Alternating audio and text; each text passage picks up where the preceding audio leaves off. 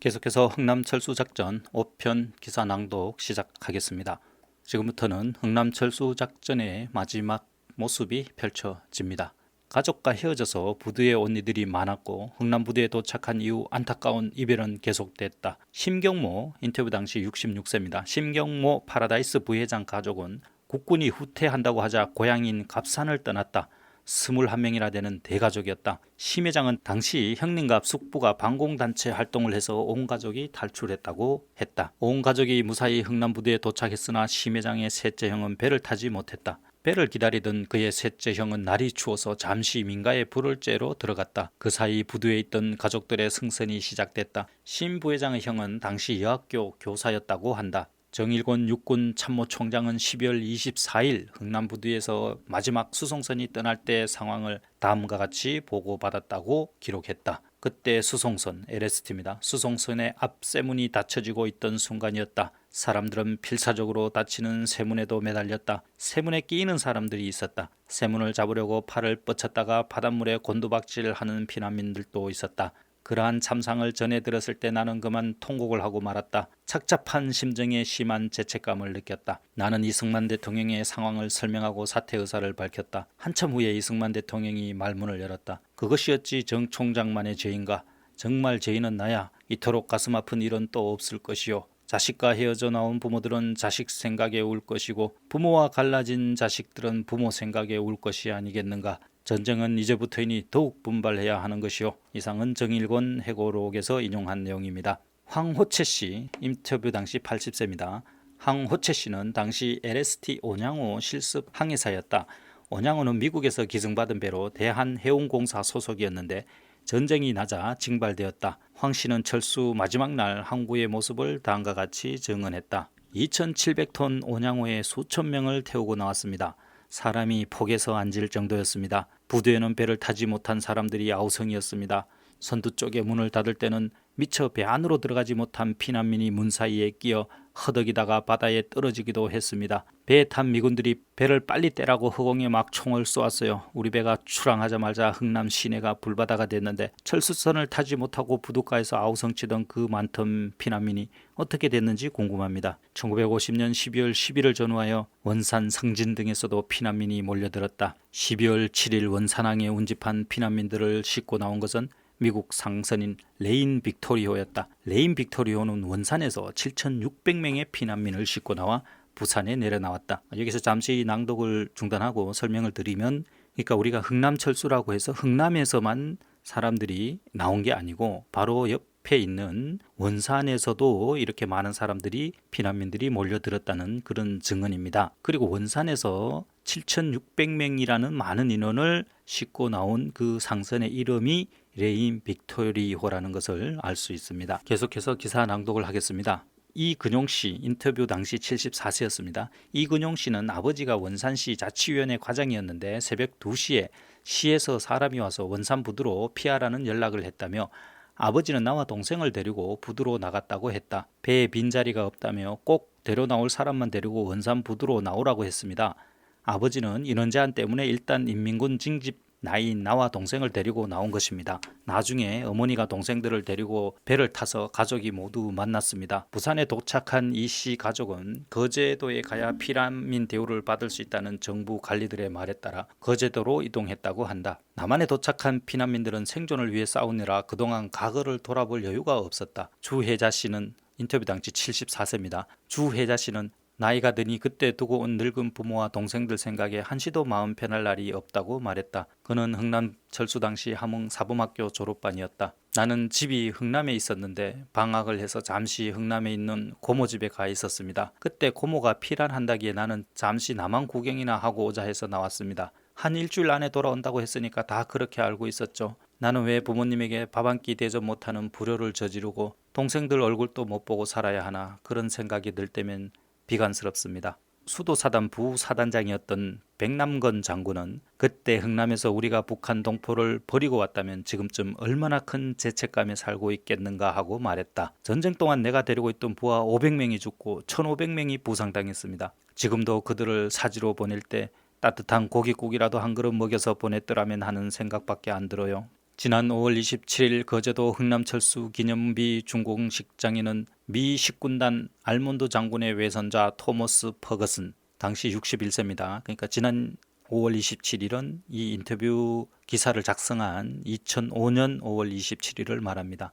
2005년 인터뷰 당시 미 식군단장 알몬드 장군의 외손자 토머스 퍼거슨, 그 다음에 알몬드 장군의 부참모장 포니 대령의 손자 존 포니, 당시 37세, 메르더스 빅토리오 상급 선원인 로버트 런이, 당시 77세 변호사였습니다. 그리고 현봉학 박사 등이 참석했다. 이때까지만 해도 현봉학 박사님이 생존해 계셨네요. CNN, CBS, 로이터 통신 등 외국 취재진의 열기가 뜨거웠다. 자신의 이름이 새겨진 비석 앞에 선 러니 씨의 눈에는 눈물이 고였다. 사람들이 흥남부두에 모여 있었고 그들은 도움을 필요로 하고 있어서 구조한 것입니다. 피라민들은 질서정연하게 탔고 서로 밀치지도 않았어요. 배에는 화장실도 없고 물도 없고 음식도 없었습니다. 그런데도 그들은 그 추운 갑판 위에서 잘 참아주었어요. 정말 용감하고 강인한 사람들입니다. 그들이 진정한 영웅입니다. 피난민들의 탈출은 성공적이었지만 그때 헤어진 많은 이산가족을 생각하면 아직도 슬픕니다. 이날 행사에 참여한 포니 대령의 손자는 정말 믿을 수 없는 행사라며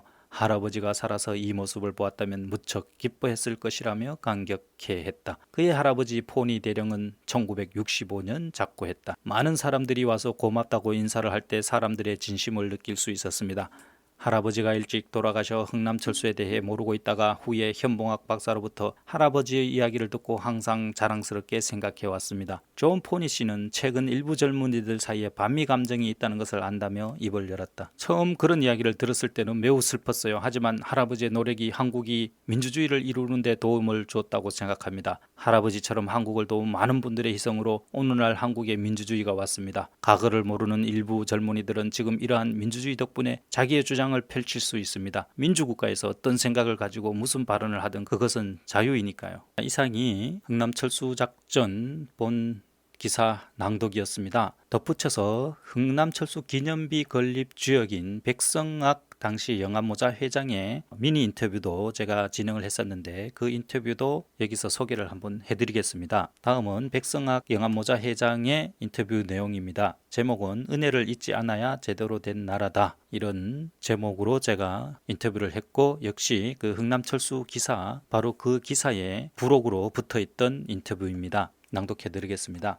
10만여 명의 생명을 구해준 사람들의 은혜를 갚는 것이 도리라고 생각했습니다. 주한미군이 조그만 실수를 해도 온 언론이 나서서 문매를 가하면서 6.25 때 대한민국과 대한민국 국민을 도와준 미군의 고마움은 다 잊어버린 것 같아요. 이래서는 안 되겠다 싶어 흥남철수 기념탑 건립에 매달리게 됐습니다. 영암모자 백성학 회장은 지난 5년 동안 흥남철수 기념비 건립을 위해 동분서주했다. 백 회장은 1950년 12월 초 원산에서 목선을 타고 남한으로 넘어온 피난민이다. 당시 그의 나이 10살. 전쟁 고아인 그는 세계 최고의 모자 생산 기업을 일궜다. 월나무 그는 미군 부대에서 하우스보이 생활을 할 때 빌리라는 미군으로부터 따뜻한 보살핌을 받았다. 백 회장은 1989년 오랜 노래 끝에 빌리를 찾아 감사의 인사를 전했다. 백 회장의 사연은 리더스 다이제스트에 소개됐다. 질문입니다. 흥남철수 기념비를 건설하게 된 계기가 있습니까? 1988년 미국 메가더 기념관에서 현봉학 박사가 쓴 크리스마스 카고라는 글을 읽었습니다. 흥남철수에 관한 일종의 보고서였어요. 이렇게 아름다운 이야기가 묻혀서는 안 된다는 생각을 했어요. 그 후 현봉학 박사를 만났는데 대단히 겸손한 분이었습니다. 흥남철수를 지휘한 미 식군단장 알몬드 장군의 손자를 만났는데 자기 할아버지가 그렇게 훌륭한 일을 한 것을 내세우지 않았습니다. 그는 할아버지가 사랑의 정신으로 한 일이다, 어떤 보상을 바란 것이 아니다, 피난민을 구출할 수 있었던 것에 대해 하나님께 감사한다고만 하더군요. 선대의 업적을 감추려는 겸손한 자세에 감동했습니다. 제일 힘든 일은 무엇이었습니까? 한경남도 도민의 관련자들과 함께 흥남철수 기념사업회를 만들었는데 서로 의견을 조율하는데 많은 시간이 걸렸습니다. 한경도 사람이 아닌 내가 중간에 나서서 의견 조율을 많이 했습니다. 백 회장은 1억 원의 성금을 내놓았고 한남 도민들이 모두 3억 1천만 원의 자금을 모았다. 총 16억 1천만 원의 공사비가 들어갔다. 행정자치부, 국가보훈처, 거제시가 비용 분담에 나섰다. 흥남철수 기념비 제막식에 알몬드 장군의 손자와 포니 대령의 손자가 왔더군요. 모두 무척 감격해했습니다. 알몬드 장군은 흥남철수의 결정권자였고 알몬드 장군을 설득한 포니 대령과 현봉학 박사는 인간애가 강한 사람들이었습니다. 특히 포니 대령은 알몬드 장군이 선뜻 결정을 못 내릴 때 피난민을 실을 공간을 이렇게 마련해야 한다고 구체적인 계획을 제시했습니다. 알몬드 장군은 촉박한 시한 내에 엄청난 양의 병력과 군사 물자를 수송해야 하는 처지에서 피난민 철수까지 감당했습니다. 이번 흥남철수 기념비 건립 행사가 국내 언론에 전혀 보도가 되지 않았는데 일부러 홍보를 안 하신 겁니까? 미국 디스커버리 채널에서 2시간짜리 흥남철수 다큐멘터리를 만들기 위해 제작진 5명이 왔습니다. CNN, CBS, AP, UPI, 로이터 통신 등에서도 기사가 많이 왔어요. CNN은 뉴스를 12번이나 방영했습니다. 국내 언론이 너무했죠. 국민 소득이 1만 달러가 넘는 나라에서 아름다운 이야기를 다루고 은혜에 대한 감사 표현을 할 수 있어야 합니다. 그래야 국민들의 수준이 높아질 수 있습니다. 우리 국민들이 흥남철수 작전의 의미를 잃어버린 이유가 뭘까요? 우리 어른들이 제대로 가르치지 못한 죄죠. 흥남철수 작전 기념비는 흥남부두에서 1만 4천 명의 피난민을 태우고 나온 메르데스 빅토리호의 모습을 본떴다. 15m 높이 비석 전면에는 흥남철수 당시 메르데스 빅토리호 선장이었던 레너드 라누시와 흥남철수를 총지휘했던 메가더 사령관과 알몬드 장군, 포니 대령, 현봉학 박사, 김백일 장군 등의 사진과 이름이 새겨져 있다. 이상으로 흥남철수 작전 기사 낭독을 모두 마치겠습니다.